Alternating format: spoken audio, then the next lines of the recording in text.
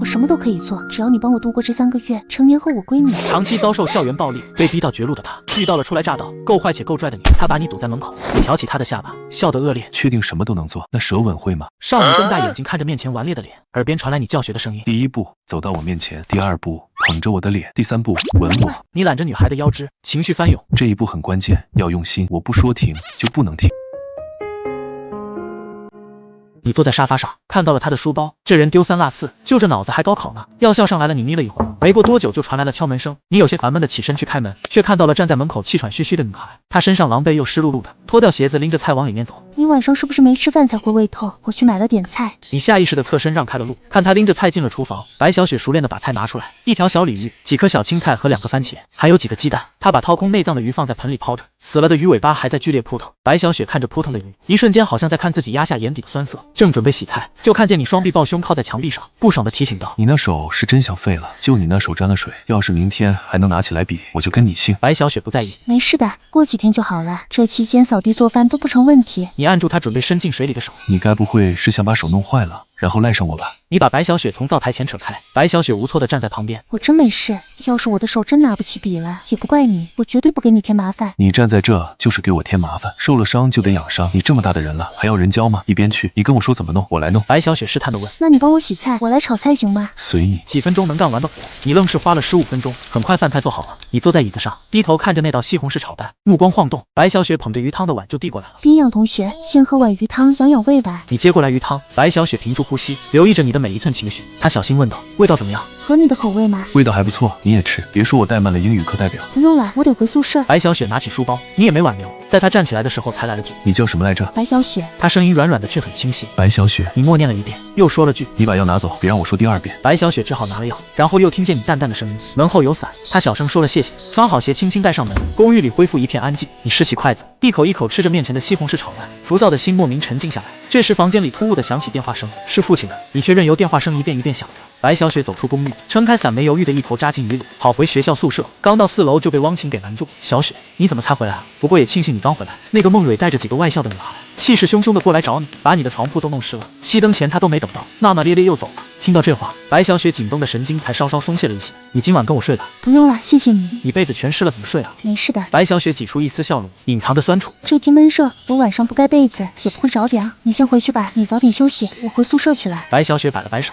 就朝宿舍走去，打开手机的手电筒，走到自己床铺，可能是晃到了下铺同学的眼睛，那人发出一声厌烦的啧。白小雪马上关了手电筒，摸黑走到自己的床铺，然后蹑手蹑脚地走到阳台，把湿漉漉的被子搭起来，关上阳台的门后，白小雪坐在只剩木板的床上，从口袋拿出带回来的药，在漆黑无边的雨夜里，药膏的外壳折射出一点点光亮，给红肿的手涂了一些药，剩下摸索着这涂在身上还疼的地方。第2天早上，你把包随手扔在桌面上，瞧了眼前方的空座位，爱学习人竟然比你来的还晚，然后靠在椅子上闭目养神，后面进来的几个女生窃窃私语。白小雪怎么这么倒霉？昨晚孟蕊把她的床铺全弄湿了，睡都没法睡，今天又被人堵在墙角，这一天天的真够憋屈的。孟蕊为什么老针对她呀？我看的都有点不忍心了。孟蕊她喜欢江巡，可江巡总爱找白小雪聊数学题，你忽然挡在他们面前。刚才你们说白小雪被人堵墙角，一个女生脸红的结结巴巴。是啊。那在哪看见的？女孩看了眼孟蕊的空位，才小声说：你千万别跟白小雪走得太近，但凡跟她沾边的同学都被孟蕊警告过。你不以为意的吃了声。巧了，我就喜欢玩危险的。他人被堵哪儿了？就是操场那边的跑道。我们走过来的时候，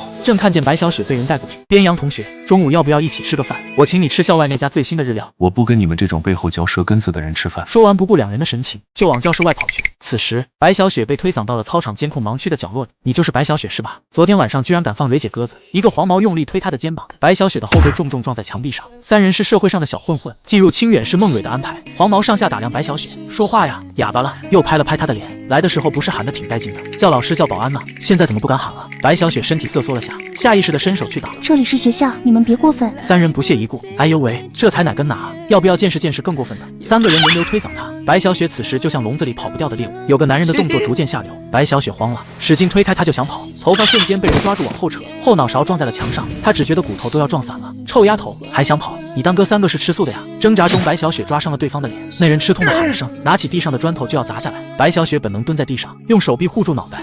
我的手。只见你不知何时出现，明着黄毛的手，砖头直接掉落在地。另外二人见状，立即冲上来，你将人往前一扔，撞在二人身上。你丫的是谁？哥这冲什么英雄？没你的事，滚蛋！黄毛捂住手怒道。你捡起地上的砖头，淡淡的瞧了眼三人，怎么没我事了？我捡到东西了。然后单手抛砖，这是你的东西吧？告诉你爹，你丢的是金砖还是银砖，还是这块普通砖头？你比那些混混高上一大截。三人愣是没一个赶上的，逞英雄是吧？你给我等着！说完三人就跑了。你扔掉砖头，蛇身看着白小雪失了声，次次出洋相，次次不一样，这是在校内都能被人欺负。白小雪却抬起头，红着眼看向自己的手，好像肿得更严重了。你这么看着我干什么？老子再这么帅，也用不着看这么久吧？白小雪扶着墙缓缓站起，刚站稳就被你攥住手腕拉着往前走。边阳，你干什么？你要带我去哪？马上要上课了。边阳头也没回。去医务室。这时上课铃声响了起来，白小雪挣脱了你的手。不用了，我不去医务室，上课了，我们回去吧。你居高临下看着他，语气冷硬。还上课？我看你手废了之后拿什么考试？靠意念答题吗？白小雪拗不过你，语气微弱。就算去医务室，那也要先请假吧，要不然班主任会给记过的。你满脸戏谑，你还怪听他的话？那别人欺负你的时候，你怎么不给别人记过？白小雪苦涩充满眼底，低头一言不发。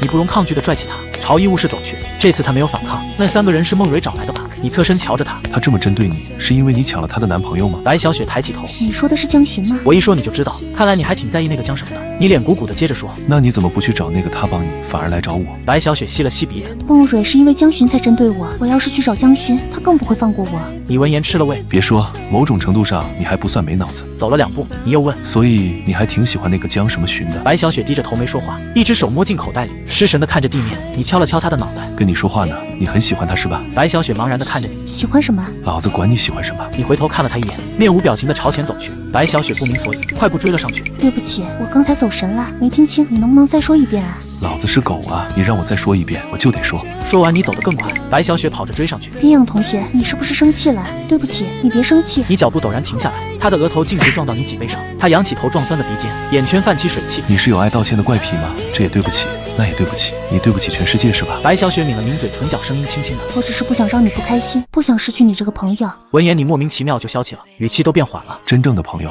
你就算骂他是狗，也不需要道歉，懂吗？说完又觉得不对劲，哎，等等，老子什么时候答应跟你做朋友？谁要跟你当朋友？你还挺会给自己安排身份。你扭过身冷傲的就走。白小雪急着伸手拉着你。边阳同学，你昨天吃了我做的饭，还送我药膏，这些不都是朋友之间才会做的事情吗？而且你刚才还救了我，我以为我们这样就是朋友了呢。你低头看了眼被牵着的手，也没挣开。我纯粹喜欢见义勇为，不行吗？倒是你这个人也太随意了吧，帮了你就跟人当朋友。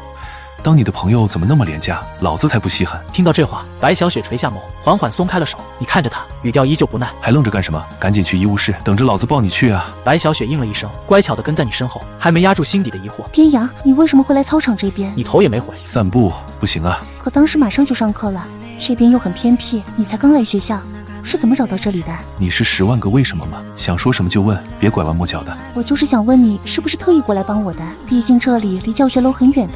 不确定的语气让白小雪心存一丝期望，你没搭理他，一直到校医务室里，医生检查白小雪的手，得用药膏按摩15分钟。在医生用劲的时候，白小雪疼得轻轻吸气，你肩膀靠在墙上对医生说：“医生，你轻点。”他这小手腕可经不起你使劲按。医生笑着点了点头，按摩完又看他脸红的不正常，手背碰了碰他的额头。小姑娘，你这是发烧了吧？这么烫怎么一声不吭的？从抽屉里拿出一根体温计，夹住量一下体温，我看看烧多少度啊？自己发烧了都不知道，真是蠢死了。你皱眉从医生手上接过体温计甩了甩，白小雪接过说了句谢谢你，又用一次性杯子接了些温水给他。白小雪捧着温水，谢谢你，边阳，耽误你上课了，要不你先回去上课吧。你一手揣着兜，低头玩着手机，不耐烦的道。废话连篇。68度的他却只坚持开些退烧药。从医务室出来，白小雪说道：“这15块钱我一定早点还给你。”你敲了敲他的脑袋，你学习学的脑袋里都是泡泡吗？担心15块钱，不如担心你的手，关心什么时候退烧。白小雪摸了摸脑袋，又低头看自己的手，老是给你添麻烦。知道自己是个麻烦，那你昨天来找我，跟背着炸药包炸碉堡有什么区别？以后离老子远点就行。发烧的他脸色却有些苍白，小声说了句：“以后不会了，我不会再给你添麻烦了。”你咳了声，懒懒说道：“其实我这个人也不是那么怕麻烦，关键看这个麻烦能带给我什么甜头。”